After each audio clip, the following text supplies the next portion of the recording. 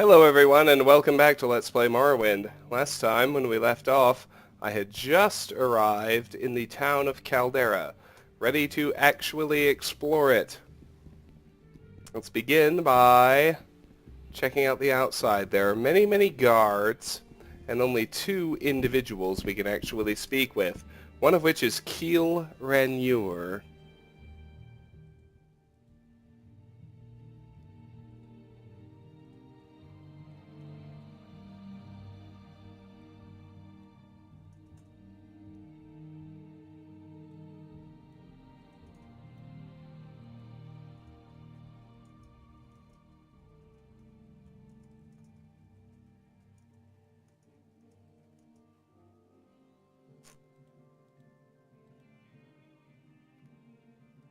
This is Caldera, home of the Caldera Mining Company. Caldera is all about business, and business is good.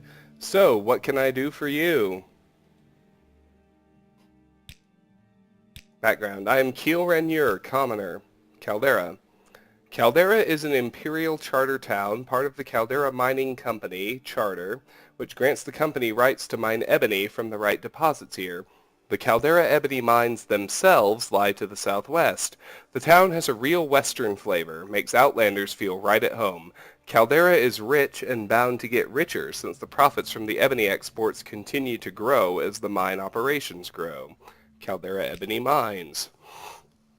The Caldera Ebony Mines are southwest of the village of Caldera. There's an office, a bunkhouse, and guard tower over near the mine entrance. They work the mines by slave labor. That would never be allowed back west, but here in Morrowind, slavery is still legal. I think it is a disgrace, but who cares what I think? Caldera Mining Company. The Caldera Mine Company is chartered by the Emperor to extract ebony ore from rich underground deposits here.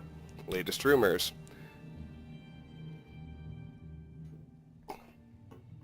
Uriel Septim is sick, and wizards say his heir, Geldal Septim, and the younger Septims, Edmund and Evil, are just doppelgangers placed in the household during Jagar Tharn's tenure as Imperial battle mage.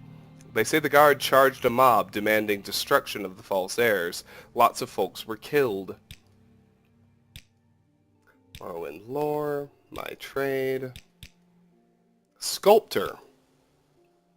I certainly haven't heard of one around here. You might ask Varric Gemain, though. He's a trader here in town and buys and sells many different things. If anyone knows of a local sculptor, it would be him. Services. Shank Shovel, the trade house by the south gate, has beds, food, and sundries. Hodlesmod the Nord is our smith, Varric Gemain our trader, Ergola our pawnbroker, and Falanamo our clothier. Houslalu services are available at the big governor's hall on the hill to the northeast. The Mages Guild is in the southwest corner of town. They have an alchemist, enchanter, mage, and nightblade. Various other folks in town offer training. Someone in particular. Odral Helvi at the Governor's Hall is the town reeve of Caldera. Stlenius Vibato, the mine boss, lives on site at the mines to the southwest. Shank the Red Guard is the publican of Shank Shovel, the local trade house. Specific place. Shank Shovel, the trade house, is near South Gate. The Governor's Hall sits on the hill to the northeast. The Mages Guild in the west, in the corner opposite North Gate's twin towers, has guild guide transport to Vivek, Balmora, Aldrune, and Sadrith Mora Mages Guilds. The Caldera Ebony Mines lie in a depression southwest of town. Roads lead south to Balmora and north to Aldrune. Laod on the west coast is a long walk without any trail. Head west to the coast, then follow the coast north. That's it for him. Let's talk to Nedhalus.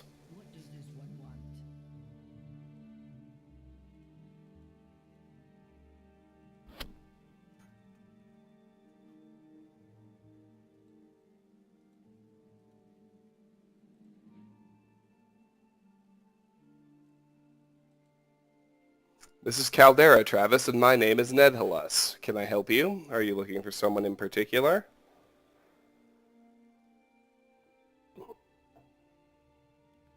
Background. I am Nedhalus, commoner.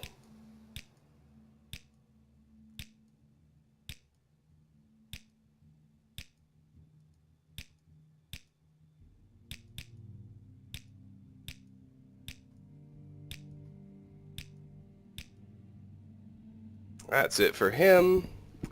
And that's actually already it for the town. So just because I have a few things I'd like to offload, I'm going to sprint down to Balmora right quick. And to reassure you, I'll just tell you that we have already explored everything we would actually need to explore between here and Balmora. There's virtually nothing else, location-wise.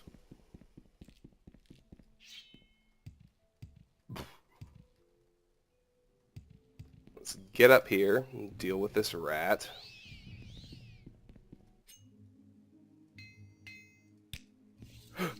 And just keep on going.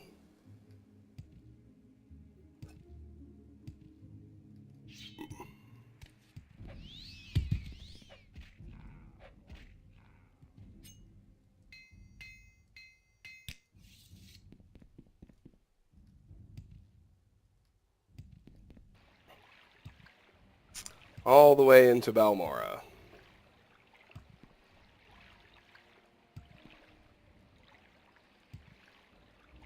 Which while we've done it before, it feels a bit more official now. Let's head to Hlalo Manor. Just because I really want to drop off Cloud Cleaver, the unique axe we picked up.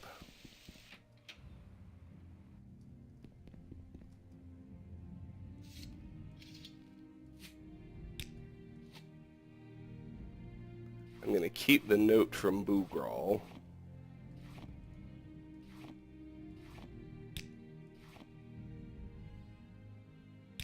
I'm going to ditch the Kudanat slave key. I'll put it right over here.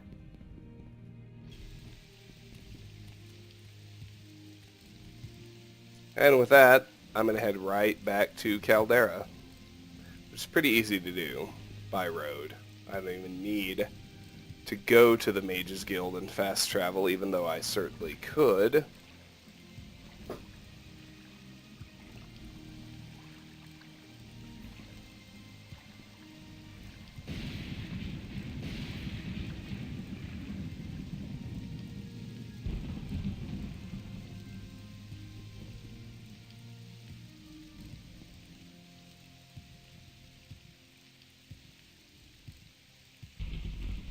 Alright. First places to go. That's a scrib, I'll leave it be. I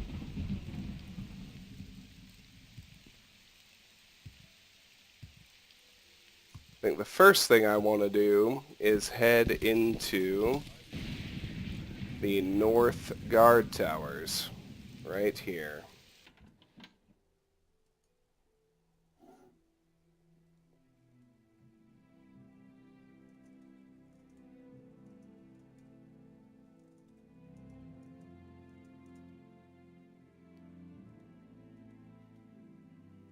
Alright, so here we are.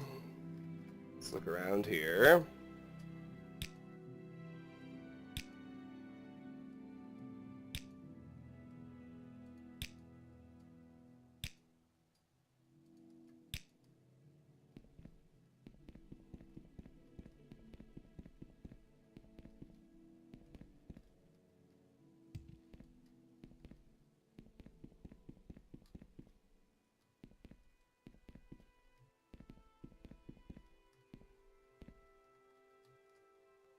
Really not much to see or be said. Just some very generic containers. With some random loot inside. Let's head out.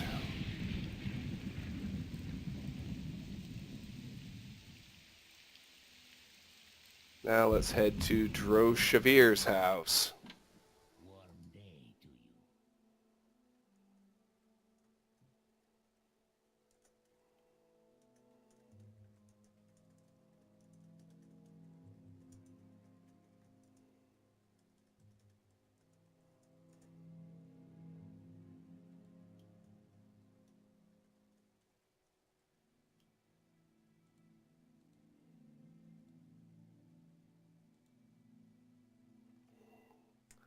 Alright.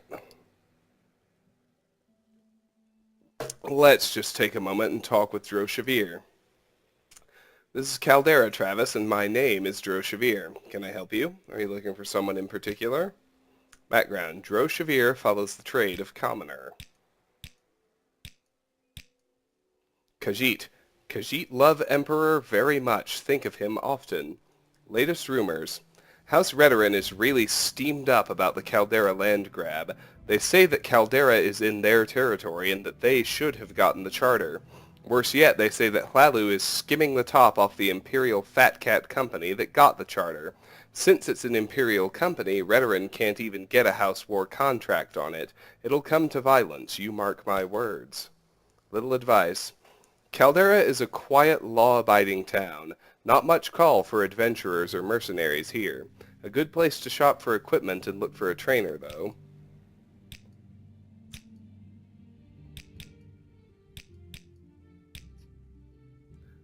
Services. Irgola. Droshavir likes Irgola's hunting stories, and when Irgola moved here, he brought us sweetmeats from elsewhere. Interesting.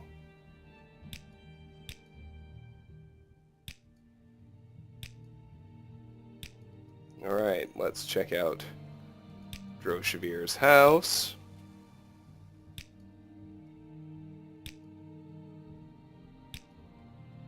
I suspect we will largely find nothing.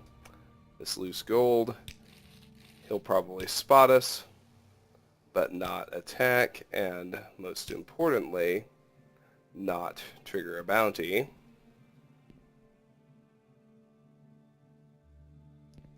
Apparently he's eating bone meal. Whatever floats your boat, dog.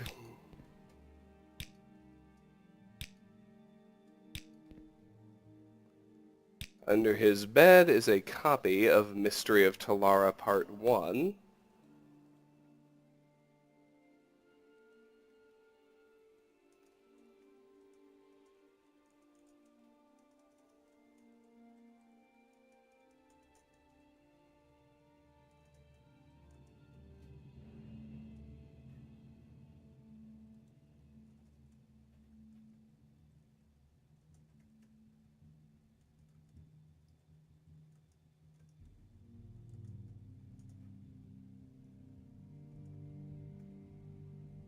Which, of course, we've read before.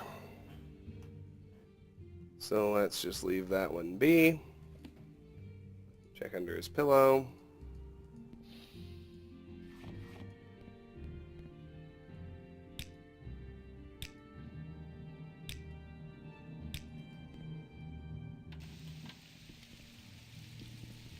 And then we've got Valvius Mevurius's house.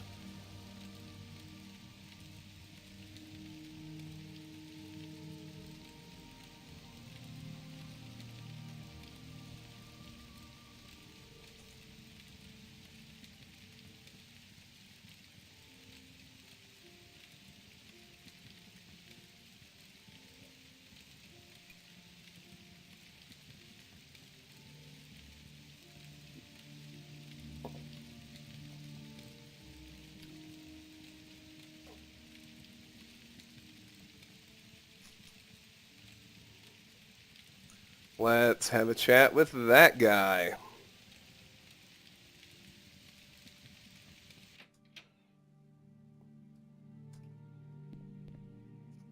Bottles.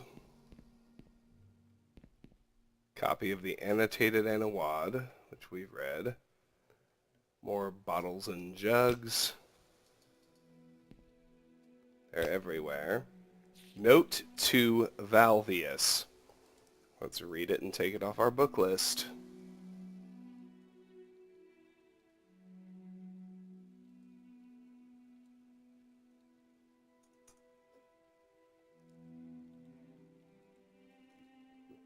Dear Sir, I am sorry to inform you that your order for 6 more crates of Cyrodiilic brandy has been turned down due to your belated payment on the last shipment I sent you.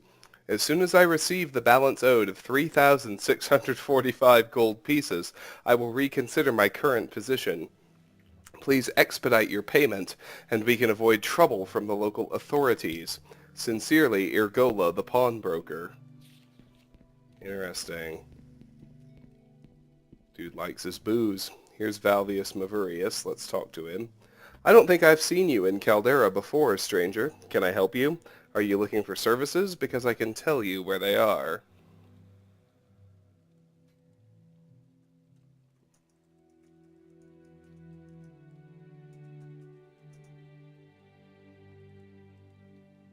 Background. I am Valvius Mavurius, commoner.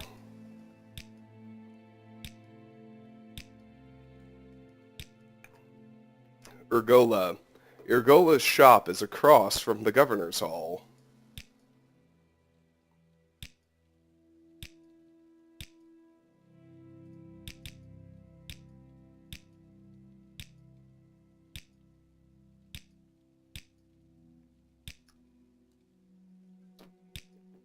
Alrighty.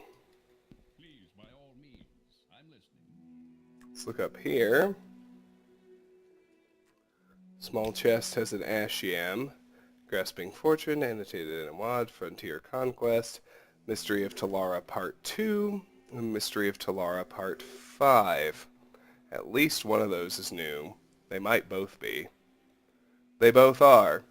Let's read them and take them off the list.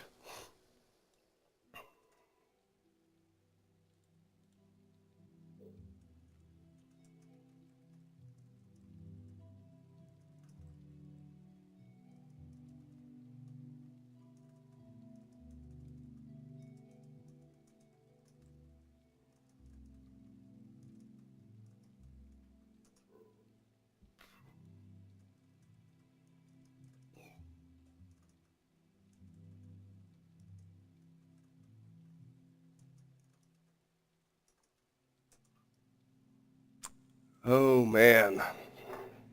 Alright, let's read part 2 first. It's a restoration skill book. The Mystery of Princess Talara Part 2 by Mira Liketh. She felt nothing, darkness enveloping her body and mind. Pain surged through her leg, and with that sensation, a great feeling of cold washed over her. She opened her eyes and saw that she was drowning.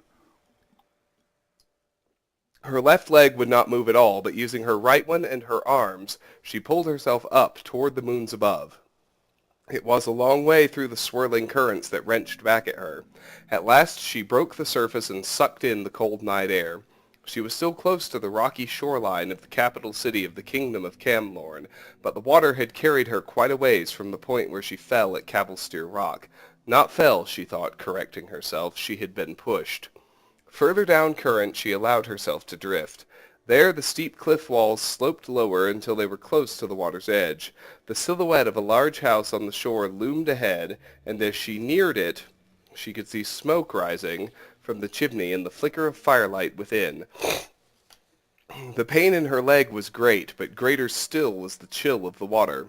The thought of a warm hearth fire was all the motivation she needed to begin swimming again. At the shore's edge she tried to stand, but found she couldn't. Her tears mixed with the sea-water as she began to crawl across the sand and rock.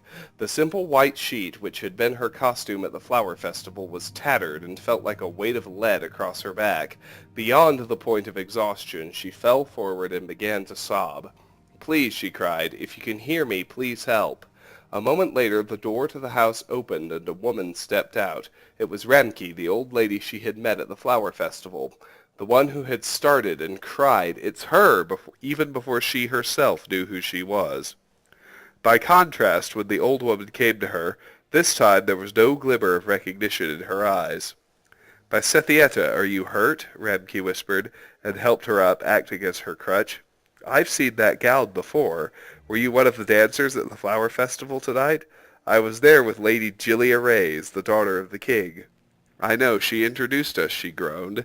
I called myself Jaina of Daggerfall. Of course, I knew you looked familiar somehow." The old woman chuckled and led her hop by hop across the beach and into the front door. "My memory isn't as good as it used to be. Let's get you warm and have a look at that leg." Radke took Jaina's soaking rags and covered her with a blanket as she sat at the fire. As the numbness of the chill water began to leave her, it cruelly abandoned her to the intense agony of her leg. Until then she had not dared to look at it. When she did, she felt vomit rise at the sight of the deep gash, fish-white dead flesh, plump and swollen. Thick arterial blood bubbled up, splashing on the floor in streams. "Oh dear," said the old woman, returning to the fire. "That must rather sting. You're lucky that I still remember a little of the old healing spells." Ramke seated herself on the floor and pressed her hands on either side of the wound. Gina felt a flare of pain and then a cool, soft pinching and prickle. When she looked down, Ramke was slowly sliding her wrinkled hands towards one another. At their approach, the lesion began to mend before her eyes, flesh binding and bruises fading. "Sweet Kinnereth," Gina gasped, "you've saved my life." "Not only that, you won't have an ugly scar on your pretty leg," Ramke chuckled. "I had to use that spell so many times when Lady Gilia was little. You know, I was her nursemaid." "I know," Gina smiled, "but that was a long time ago, and you still remember the spell." "Oh, when you're learning anything, even the School of Restoration, there's always a lot of study and mistakes. But once you're as old as I am, there's no longer any need to remember things. You just know. After all, I've probably cast it 1,000 times before." Little Lady Gilia and the little Princess Talara was always getting cut and bruised. Small wonder the way they was always climbing all over the palace. Gina sighed. "You must have loved Lady Gilia very much." "I still do," Ramke beamed. "But now she's all grown and things are different. You know, I didn't notice it before because you were all wet from the sea, but you look very much like my lady. Did I mention that before when we met at the festival?" "You did," said Gina. "Or rather, I think you thought I looked like Princess Talara." "Oh, it would be so wonderful if you were the princess returned," the old woman gasped. "You know, when the former royal family was killed, and everyone said the princess was killed, though we never found the body, I think the real victim was Lady Gilia. Her little heart just broke, and for a while it looked like her mind did, too."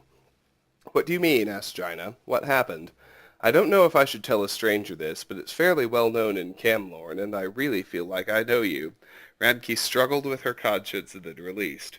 "Gilia saw the assassination, you see. I found her afterwards, hiding in that terrible blood-stained throne room, and she was like a little broken doll. She wouldn't speak, she wouldn't eat. I tried all my healing spells, but it was quite beyond my power, so much more than a scraped knee. Her father, who was then Duke of Aloyd, sent her to a sanitarium in the country to get well. That poor little girl," cried Gina. "It took her years to be herself again," said Ramke, nodding, "and in truth she never really returned altogether. You wonder why her father, when he was made king, didn't make her his heir? He thought that she was still not exactly right. And in a way, as much as I would deny it, he's correct to think so. She remembered nothing at all. Do you think," Gina considered her words carefully, "that she would be better if she knew that her cousin, the Princess Talara, was alive and well?" Ramke considered it. "I think so, but maybe not. Sometimes it's best not to hope." Gina stood up, finding her leg to be as strong as it looked to be. Her gown had dried, and Ramke gave her a cloak, insisting she protect herself against the cold night air. At the door, Gina kissed the old woman's cheek and thanked her, not only for the healing spell and for the cloak, but for everything else of kindness she had ever done. The road close to the house went north and south. To the left was the way back to Camlorn, where secrets lay to which she alone held the key. To the south was Daggerfall, her home for more than 20 years. She could return there, back to her profession on the streets, very easily. For a few seconds she considered her options, and then made her choice. She had not been walking for very long when a black carriage, drawn by 3 horses bearing the Imperial seal, together with 8 mounted horses, passed her. Before it rounded the wooded pass ahead, it stopped suddenly. She recognized one of the soldiers as Norbuth, Lord Strail's manservant. The door opened, and Lord Strail himself, the Emperor's ambassador, the man who had hired her and all the other women to entertain at court, stepped out. "You," he frowned. "You're one of the prostitutes, aren't you? You're the one who disappeared during the flower festival. Gina, am I right?" "All that is true," she smiled sourly. "Except my name, I've discovered, is not Gina." "I don't care what it is," said Lord Strail. "What are you doing on the South Road? I paid for you to stay and make the kingdom merry." If I went back to Camlorn, there are a great many who wouldn't be merry at all. Explain yourself, said Lord Strail. So she did, and he listened. And now we can read Part 5. Amazingly, not a skill book, even in this one. The Mystery of Princess Talara, Part 5, the final chapter and solution by Mira Liketh. By what right do you arrest my father? Cried the Lady Gilia. What has he done? I arrest the King of Camlorn, the former Duke of Aloyne, by my right as an Imperial commanding officer and ambassador, said Lord Strail. By the right of law of the Emperor of Tamriel, which supersedes all provincial royal authority. Jaina came forward and tried to put her hand on Gilia's arm, but she was coldly rebuffed. Quietly, she sat down at the foot of the throne in the now empty audience chamber. This young lady came to me having completely recovered her memory, but the story she told was beyond incredible. I simply couldn't believe it, said Lord Strail. But she was so convinced of it, I had to investigate. So I talked to everyone who was here at the palace 20 years ago to see if there could be any truth to it. Of course, at the time of the king and queen's murder and the princess's disappearance, there was a full inquiry made, but I had different questions to ask this time. Questions about the relationship between the two little cousins, Lady Gilia Reyes and the princess. I've told everyone over and over again I don't remember anything at all about that time in my life, said Gilia, tears welling up. I know you don't. There has never been a question in my mind that you witnessed a horrible murder, and that your memory lapse and hers, said Lord Strail, gesturing toward Jaina, are both very real. The story I heard from the servants and other people at the palace was that the little girls were inseparably close. There were no other playmates, and as the princess's place was to be close to her parents, so the little Lady Gilia was always there as well. When the assassin came to murder the royal family, the king and queen were in their bedroom, and the girls were playing in the throne room. When my memory came back to me, it was like opening a sealed box, said Jaina solemnly. Everything was so clear and detailed, like it all happened yesterday, not 20 years ago. I was on the throne playing Empress, and you were hiding behind the dais, pretending you were in a dungeon I had sent you to. A man I had never seen burst into the room from the royal bedchamber, his blade soaked in blood. He came at me, and I ran for my life. I remember starting to run for the dais, but I saw your face frozen in fear, and I didn't want to lead him to you. So I ran for the window. We had climbed on the outside of the castle before, just for fun. That was one of the first memories that came back to me when I was holding on to that cliff. You and I on the castle wall, and the king calling up to me, telling me how to get down. But that day I couldn't hold on. I was trembling so much, I just fell and landed in the river. I don't know if it was entirely the horror of what I had seen, or that combined with the impact of the fall and the coldness of the water, but everything just went blank in my mind. When I finally pulled myself out of the river many miles away, I had no idea who I was, and so it stayed, Jaina smiled. Until now. So you are the Princess Talara? Cried Gilia. Let me explain further before she answers that, because the simple answer would just confuse you, as it did me, said Lord Strail. The assassin was caught before he managed to escape the palace. In truth, he had to know he was going to be caught. He confessed immediately to the murders of the royal family. The princess, he said, he had thrown out the window to her death. A servant down below heard the scream and saw something fly past his window, so he knew it to be true. It was not for several hours that little Lady Gilia was found by her nursemaid Remke hiding behind the dais, coated with dust, shivering with fear, and unable to speak at all. Remke was very protective of you, Strail said, nodding to Gilia. She insisted on putting you to your room right away, and sent word the Duke of Aloyne that the royal family was dead, and that his daughter had witnessed the murders but survived. I'm beginning to remember a little of that, said Gilia wonderingly. I remember lying in bed with Remke comforting me. I was so muddled and I couldn't concentrate. I remember I just wanted it all to be playtime still. I don't know why. And then I remember being bundled up and taken to that asylum. It'll all come back to you soon, Gina smiled. I promise. That's how I began to remember. I just caught one detail and the whole flood began.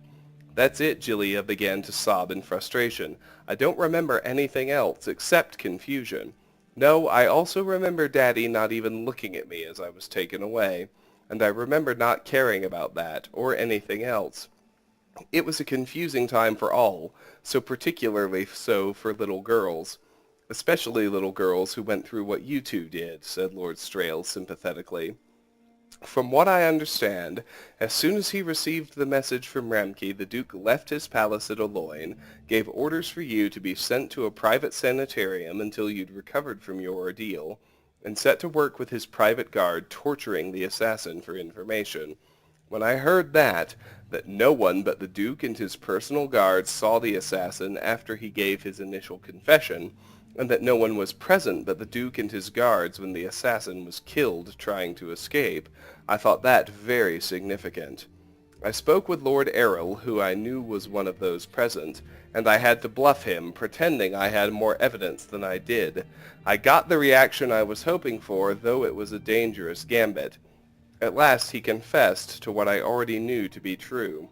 The assassin, Lord Strail paused and reluctantly met Gilia's eyes, had been hired by the Duke of Aloyne to kill the royal family, including the princess as heir, so that the crown might be passed to him and to his children. Gilia stared at Lord Strail, aghast. My father. The assassin had been told that once the Duke had him in custody, he would be paid and a prison break would be arranged. The thug picked the wrong time to be greedy and try to get more gold. The Duke decided that it would be cheaper to silence him, so he murdered him then and there so the man would never tell anyone what really happened. Lord Strail shrugged. No tragic loss as far as murders go. In a few years' time you returned from the sanitarium, a little shaken but back to normal, except for a complete absence of memory about your childhood. And in that time the former Duke of Aloyne had taken his brother's place as the King of Camlorn. It was no small maneuver. No, said Gilia quietly. He must have been very busy. He remarried and had another child. No one ever came to visit me in the sanitarium but Ramke. If he had visited and seen you, said Gina, this story might have turned out very differently. What do you mean? Asked Gilia. This is the most amazing part, said Lord Strail. The question has long been whether Gina is the Princess Talara. When her memory returned and she told me what she remembered, I put several pieces of evidence together. Consider these facts. The two of you look remarkably alike now after 20 years of living very different lives. And as little girls and constant playmates, you looked nearly identical. At the time of the assassination, the murderer, who had never been there before, only saw one girl on the throne who he assumed to be his quarry. The woman who found Lady Gilia was her nursemaid Ramke, a creature of unstable mind and fanatical devotion to her charge. The type would never accept the possibility that her beloved little girl had been the one who disappeared. The nursemaid was the only single person who knew both Princess Talara and the Lady Gilia, who visited you while you were in the sanitarium. Finally, said Lord Strail, consider the fact that when you returned to court from the sanitarium, 5 years had passed and you had grown from a child to a young lady. You looked familiar but not quite the same as your family remembered you, which is only natural.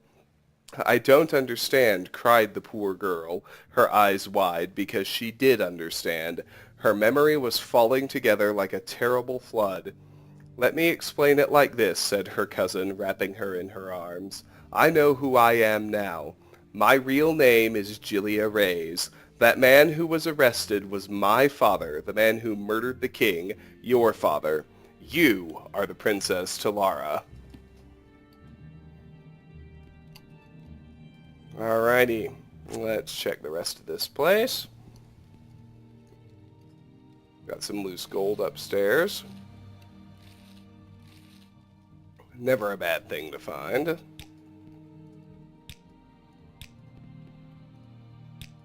For what it's worth, I think Caldera I'm trying to think through this to make sure it's a correct statement, but I'm pretty sure it is.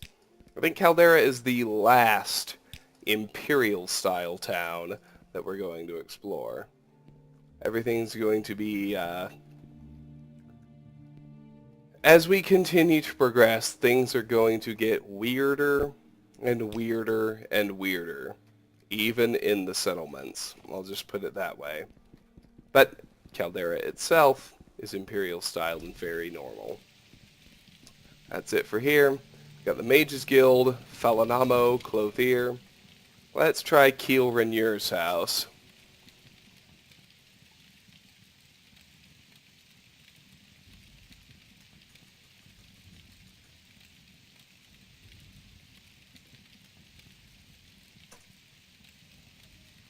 Keel Renier, of course, we've already spoken to outside.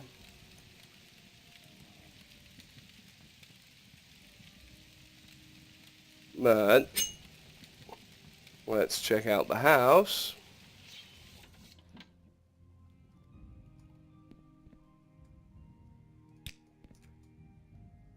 Comberry. Not bad. Come on, there you go.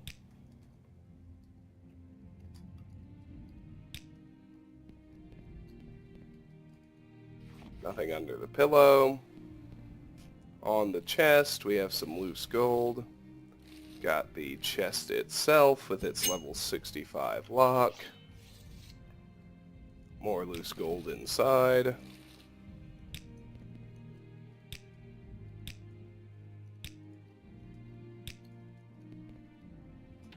And that's it. Next, we've got Suraine Leoriane's house. Now she, you may remember, is actually one of the Blades trainers.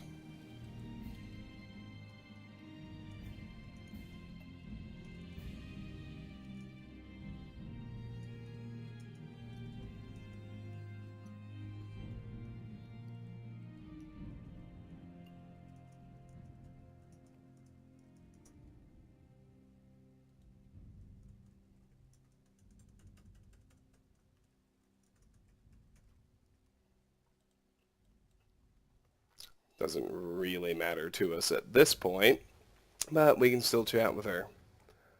Note her locked door. We'll check that out for sure.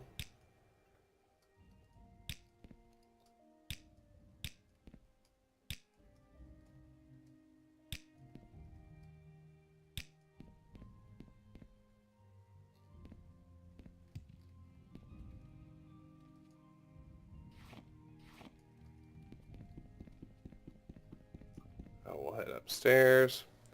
We've read the Doors of the Spirit. Don't particularly care. She's got some raw glass. Apparently she's an alchemist. Let's chat with her. Welcome, Journeyman Travis. Suraine Leoriane is my name. A mage is my trade. I'd be happy to share a little advice or Morrowind lore with a fellow blade.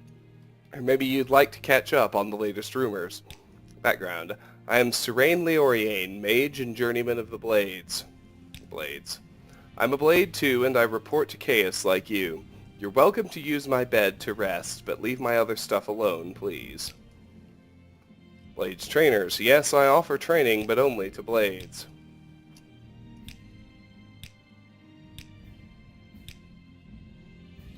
Latest rumors. I'm keeping an eye on the Caldera Mining Company.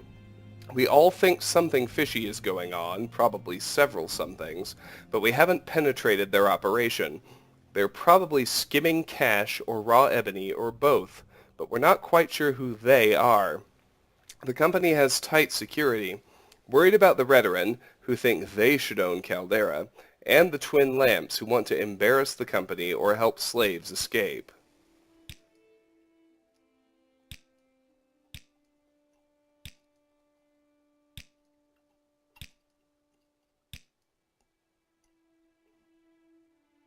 Nerevarine. Blades keep tabs on the Emperor's enemies. The Nerevarine cult seems to be a bunch of Ashlanders, and Ashlanders are our enemies. They'd love to see us dead or gone from Vardenfell, but they're only a few simple savages, and they mostly just want to be left alone. Sixth house. Haven't heard anything about them other than vague rumors. Oh, we've seen that one before.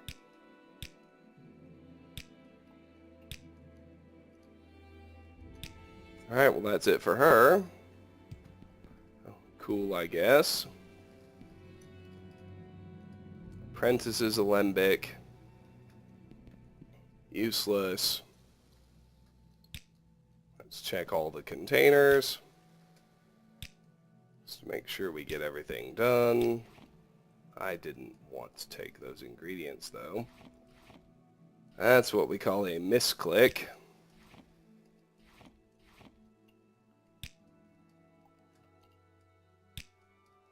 Now here, Welcome, friend. The day is yours. What shall we talk about? now I do want this comberry.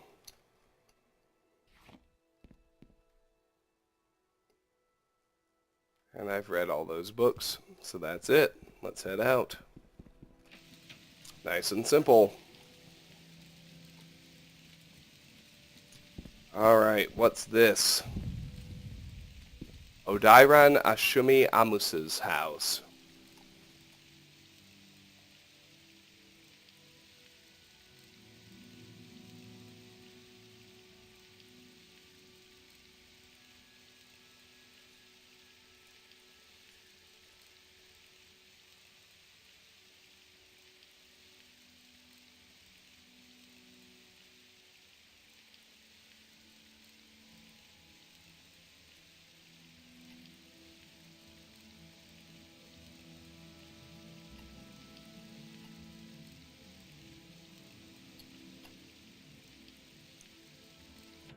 Let's head inside. Let's chat with Odairan Ashumi Amus. First time to Caldera, Travis? It's a little piece of the Western Empire right here in Morrowind, and a prosperous little town thanks to the Caldera Mining Company. If I can be of help in any way, let me know. Background. I am Odairan Ashumi Amus, commoner.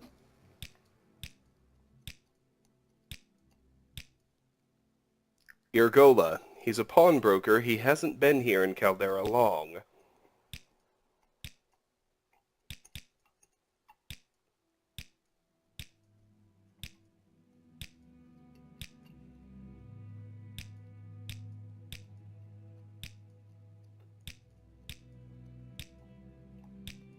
Alright, that's it for him.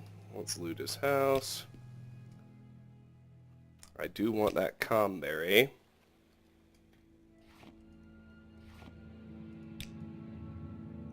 We got it.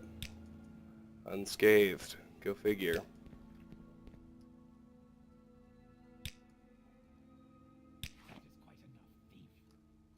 And just then we grabbed some stuff I didn't want, but discovered that we're basically free to loot his place because he won't turn hostile and won't give us a bounty.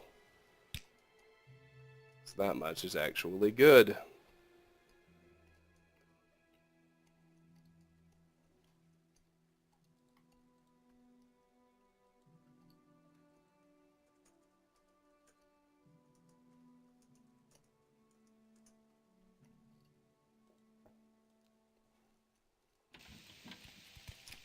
That's Irgola Pawnbroker.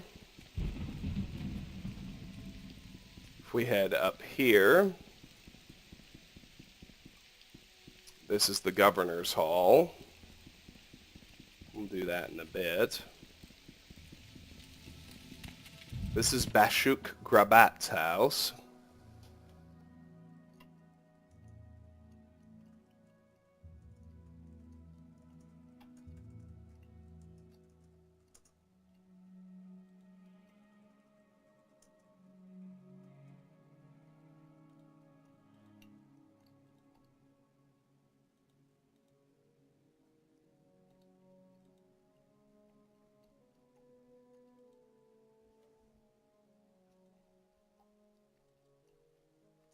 Let's chat with her. You got a note from Boograwl to me? Where that fool get himself? He not smart like me, you know. Note from Boograwl has been removed from your inventory. Your journal has been updated. Solstheim, note from Boograwl. Yeah, that Boograwl always getting in trouble. Not me, though. I'm too smart. He's a good hider, but I'm a better finder.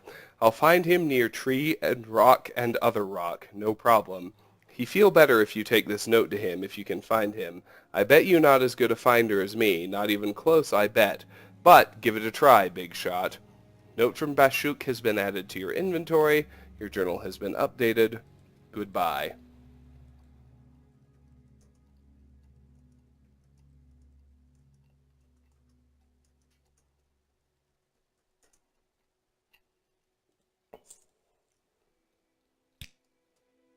You gonna go give him that note or what? He can't hide forever. Go on.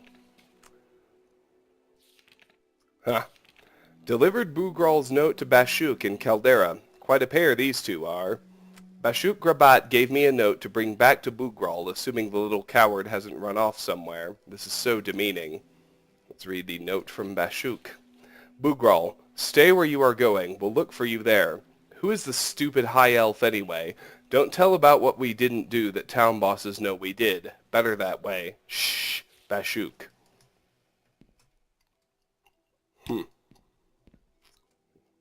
Amusing. Let's just look around.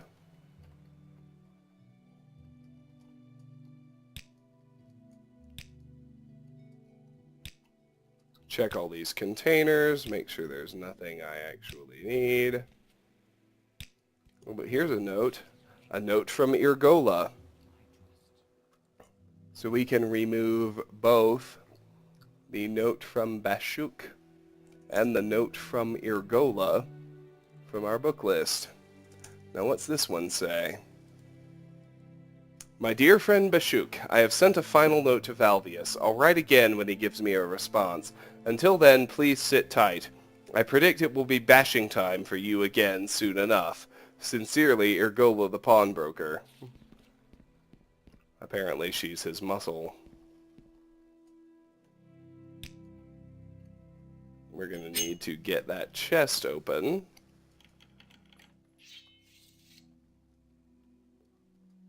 So let's do that. We'll take the lockpick and the gold and the probe from inside. You think me a fool, guards? She saw me, but it doesn't matter. Now that we're done in here, before exploring any more of town, let's just run her note back out to Boograwl. Pretty straightforward, pretty easy.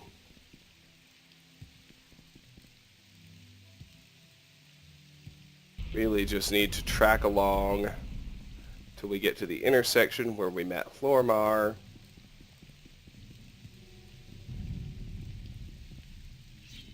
I was going to say, where is it? It's Forager.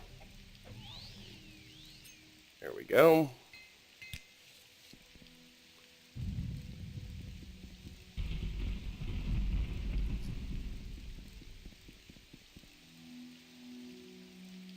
Then off-road it a little bit to find our man. Good, you back. You got a note from Bashuk? Gimme. Phew! Good thing you got my note to her. She'll help. I suppose you want your present? Note from Bashuk has been removed from your inventory. Your journal has been updated. Present. Here's your present. Heh, I'm sure you'll like it. It's a nice rock. Ha ha ha ha, stupid hero. Diamond has been added to your inventory. Your journal has been updated. Goodbye. There don't seem to be any more... Oh, gave Boograwl the note from Bashuk. I can't believe I'm playing messenger for these two. There don't seem to be any more notes to pass between Boograwl and Bashuk, thank the gods. I feel I'm actually a bit stupider for ever having talked to either one of them, but the fool did give me a diamond as his present. Apparently he thought it was just a shiny rock. Probably found it while he was hiding. That's awesome, but I have no actual need of it. You got your present, now go away. Yes, yes, I got note, you got present. Go away, you ruined my hiding. That's it for him. Pretty straightforward, pretty easy.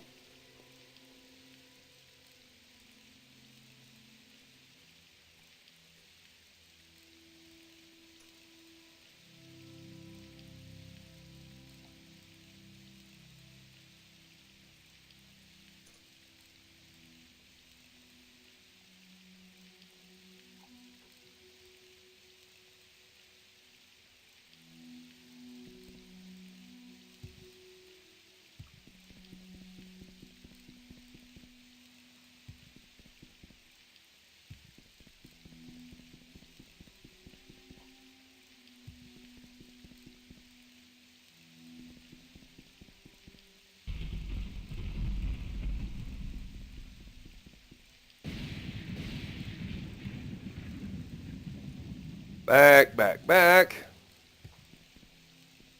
Right over here we have El Musa Domori's house. Let's head inside and let's chat with her.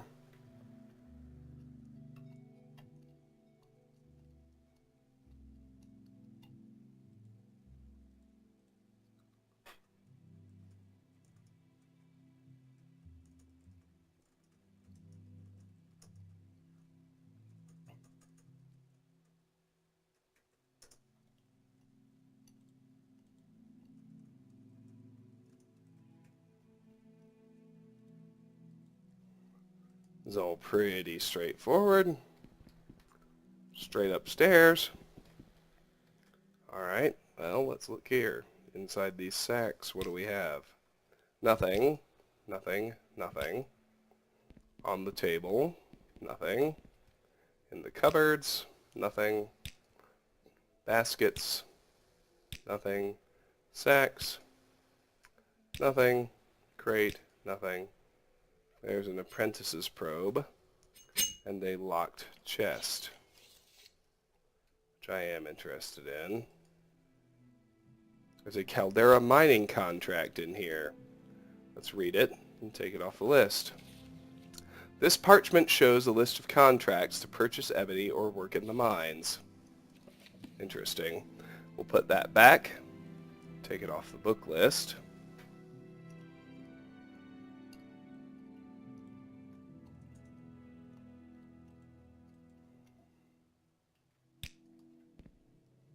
Here's a trapped level 45 locked chest.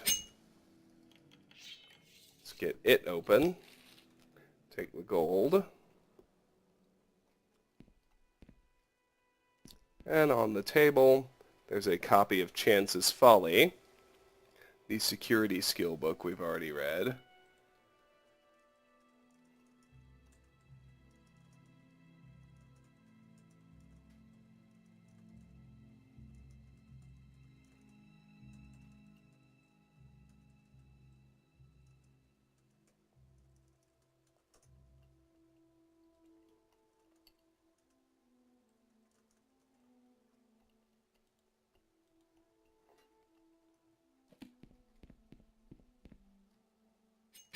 Closet's locked too. Nothing important there. There is something under the pillow. A steel dagger. Let's talk to El Musa now. It is truly a pleasure to see you. Background. El Musa Domori at your service. I'm in the guild. That's it for her. And her house. We're done. Let's leave.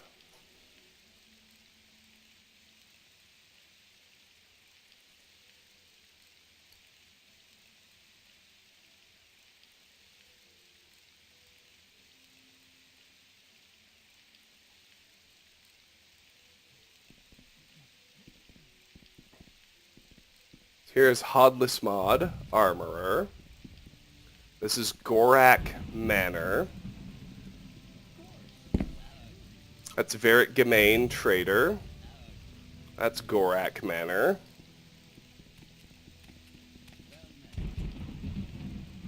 Back here is Canodia Phalanis' house.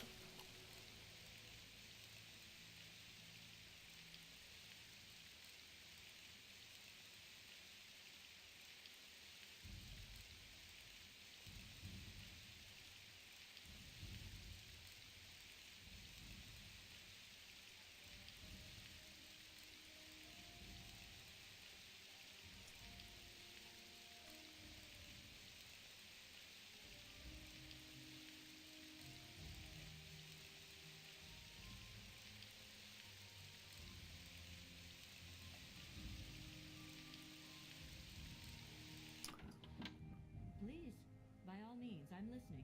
Canodia Phalanis. This is Caldera, Travis, and my name is Canodia Phalanis. Can I help you? Are you looking for someone in particular?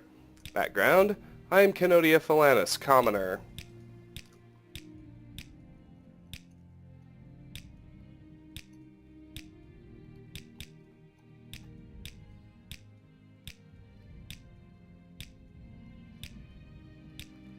That's all she has to say. Let's look around in here.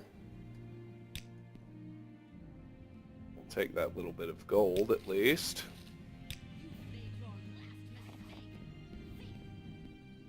Nothing under the pillow.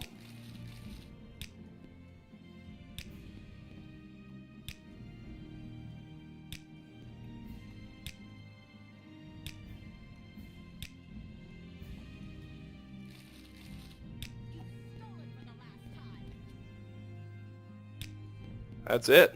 So let's roll out. Back here we've got Shank's shovel, which we also see here.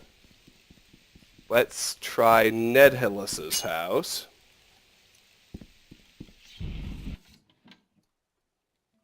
which we do have to unlock. He's outside, so this house is empty.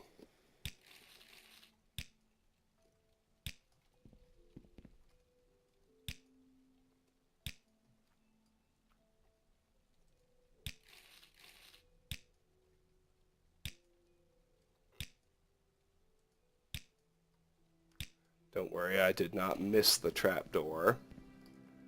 I'm just checking out the level we're on first.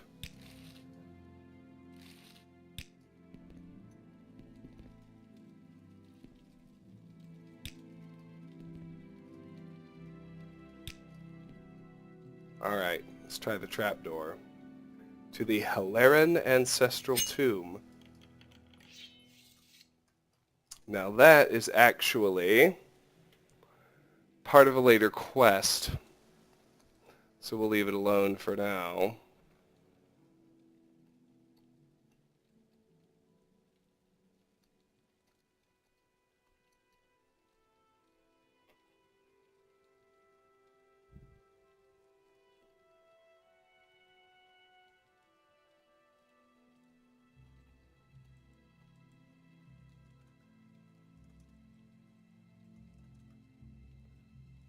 We will be sent to this tomb on a later Imperial cult quest, so we should ignore it for now.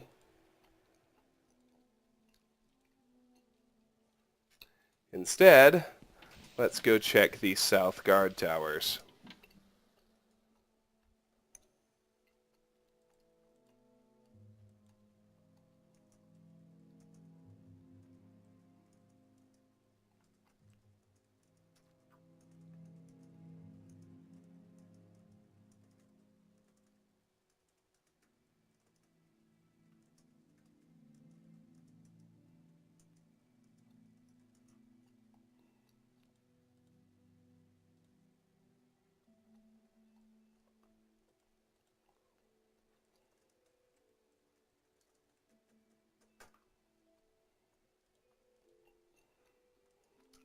Alright, let's check this out.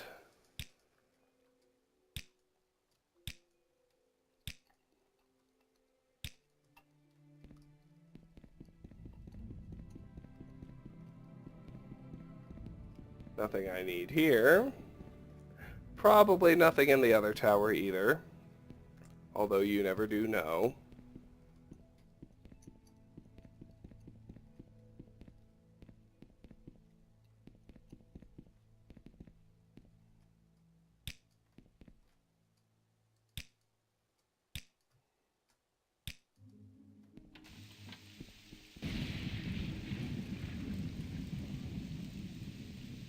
With that done, let's head to the Governor's Hall. Go left first. Just so you can easily see all three entrances.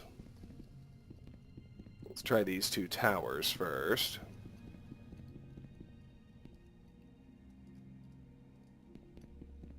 this one crosses over. Olumba Grobaglar.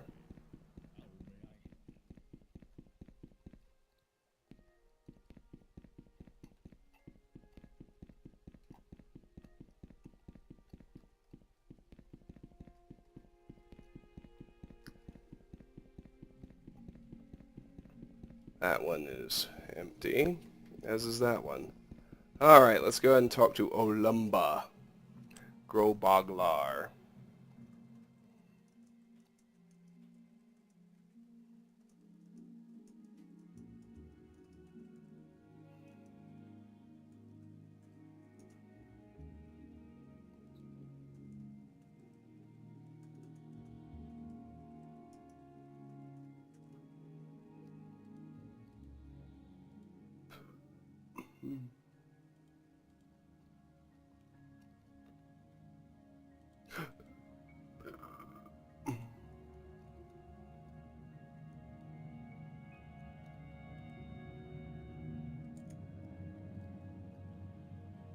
Alrighty.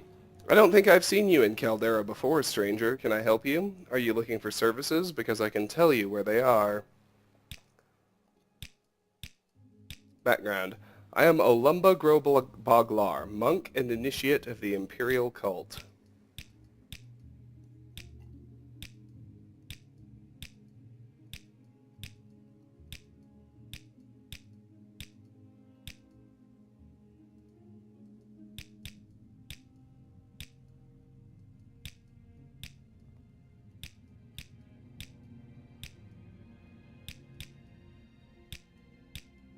That's it for him. And I'm going to head downstairs. And before I really venture into the rest of the Governor's Hall, it's actually time to end this video. We've been going for an hour, and this is a decent stopping point. This has been Let's Play Morrowind. Next time, we'll continue exploring Caldera, pushing forward through the Governor's Hall, then the Mages Guild, and other noteworthy locations. Until then, thank you so much for watching. If you enjoy my videos, please consider clicking an ad, liking, sharing, or subscribing, any or all of which will really help me out. But regardless, please know that I really do appreciate the time you spend watching, and hope you have a fantastic day. Bye-bye.